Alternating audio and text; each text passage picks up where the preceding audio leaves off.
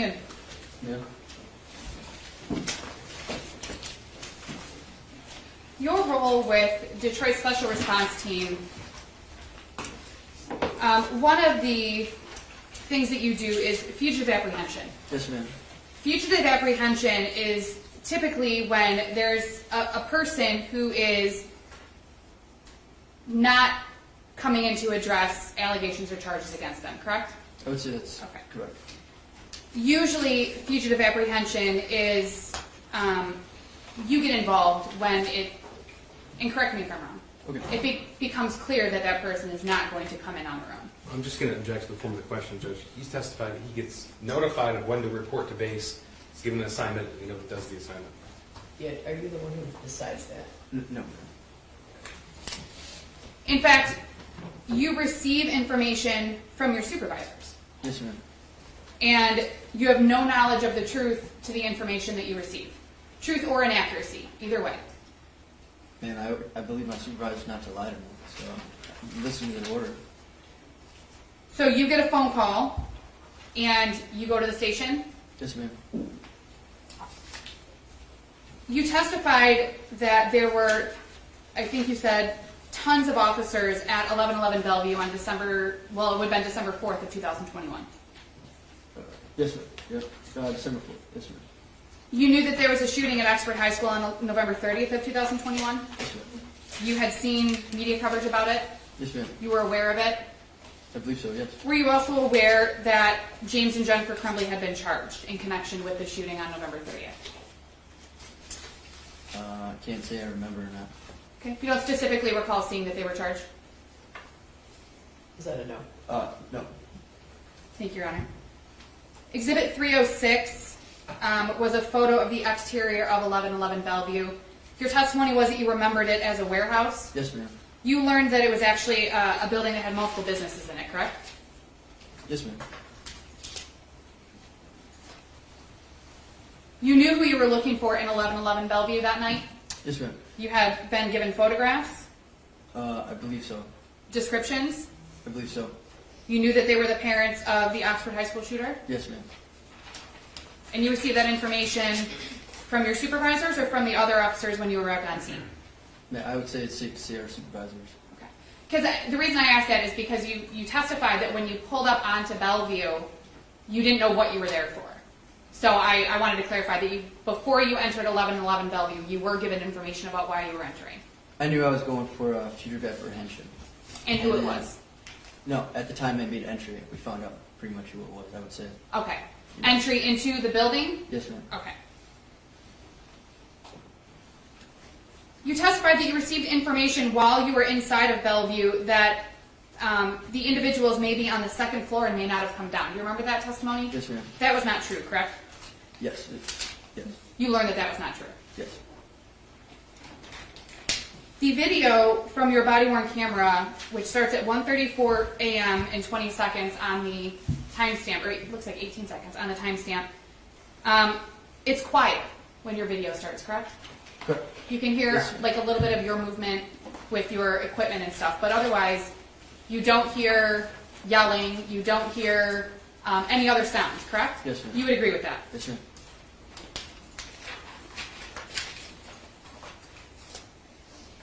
You recall when you entered the unit, obviously it was dark. That's it. Yeah, didn't leave it. You don't recall seeing police lights in the windows of the room, if you recall? Yeah, ma'am, I wasn't paying attention there. But You were looking at the people that were on the bed, right? yes. In the middle of the room. Yes, ma'am. In fact, when you entered the unit, when you and your team entered the unit, James and Jennifer Crumbley were laying on a mattress in the middle of the room, which we saw. Yes. James was laying on his side, if you recall? If you recall. I mean, it appears to be in the video. They weren't covered with boxes or anything like that, correct? No. There was I think Jennifer Crumbley had a blanket on, otherwise James was completely uncovered. It's safe to say. He slowly rolled over as you all were giving him commands, correct? It looks like that. I think I was paying more attention to Jennifer. Okay. So. You don't recall him doing anything that would cause you all to be concerned. He didn't jump up. He didn't start to run. He didn't become combative. None of that happened from what you recall. I would say he did none of that, but as far as our team goes, we're trying to take every caution as it is. You know, we treat every person the same. We come up high, and then their reaction is how we go from. And safe to say, when SRT gets involved, it's typically, and you talked about high risk, dangerous. So you're going into these scenarios already at a heightened level of concern or security or awareness. Is that fair? Yes, sir. You don't walk into the situation without all of your uniform on and your equipment and everything else thinking, oh, this is no big deal. No, we don't do that. Because when your unit gets involved, typically it gets involved in situations that are serious. Correct. And you guys are given information about situations that are serious. Correct. You guys meaning your unit. Yes, ma'am. You can hear yelling, if you recall. You hear yelling on the video, and if you know, you later learn that that was James Crumbley. Okay. He wasn't yelling at officers. Okay. Yes, You- ma'am. No, you no, recall he that? didn't- Yeah, he didn't seem to be yelling at us. Okay. He was just making sounds. It sounded almost, and if you know, if you agree, it sounded almost that he was in pain. Safe to say.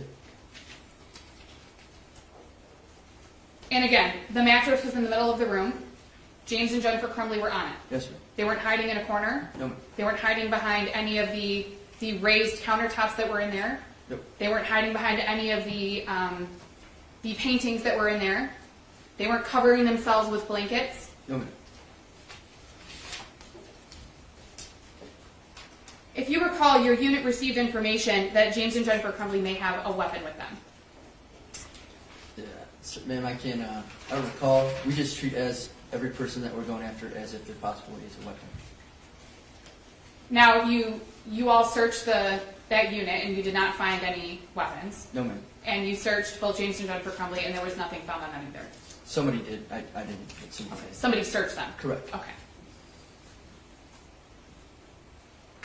And we talked about this a little bit at the beginning. It's not your job to verify whether or not the information that you receive is accurate, correct? Correct. Your job is to get the call, right? Yes, ma'am. You go to the base, Correct. you get your equipment on, you load into whatever vehicle you're taking, and you go to the scene that you've been called to. Yes, ma'am. Now,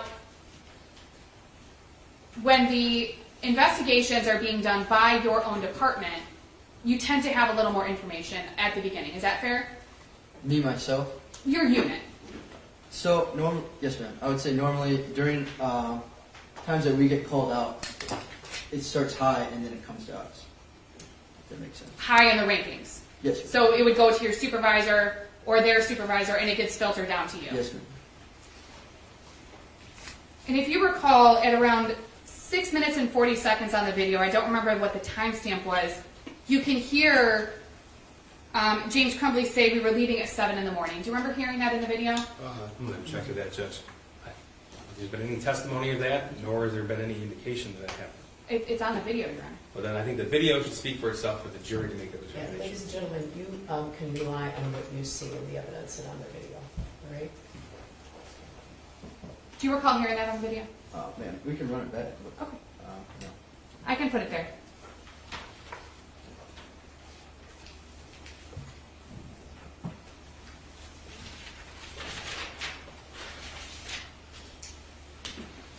It's at 6:24.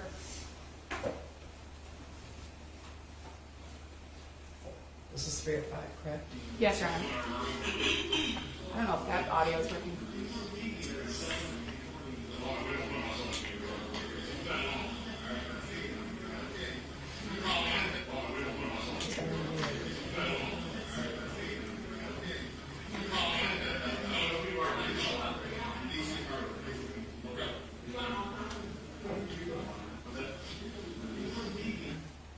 Oh, I don't know. Can you hear it from this? Yeah. So this is the second time I've watched the video. So yeah.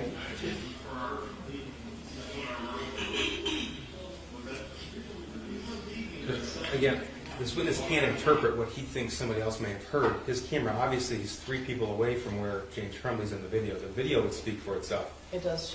She has to convert it. And he asked me to play the video back, Your Honor. He said, if you want to play it back, go ahead. I mean, Well, she in did. response to a question of, did you hear that? Okay, so did you hear it? Just I have no further questions. Redirect.